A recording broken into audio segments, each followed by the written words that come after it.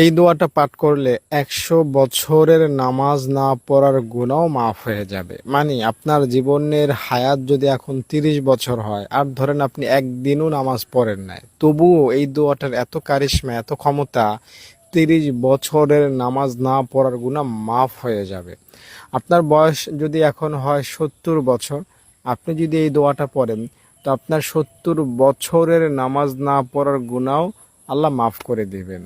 তবে নিয়ম কানুন আছে, দোয়াটা পড়ার সঠিক নিয়ম মেনে যদি দোয়াটা পড়তে পারেন, তবেই আপনি উপকার পাবেন। নিয়ম কানুন সহকারে দোয়াটা এখন আমি বলবো, তার আগে অনুরোধ করছি ভিডিওটিতে একটা লাইক করেন, আর কমেন্টে সবাই লেখেন আল্লাহুম্মা আমিন। যারা লাইক করলেন, কমেন্টে আমিন লেখলেন, দুহাত তুলে দোয়া করে আল্লাহ তাআলা আপনাদেরকে জান্নাত দান করেন। আল্লাহুম্মা আমিন। দর্শক, দোয়াটা আগে বলি। সুবহানাল্লাহি ওয়া বিহামদিহি, সুবহানাল্লাহ।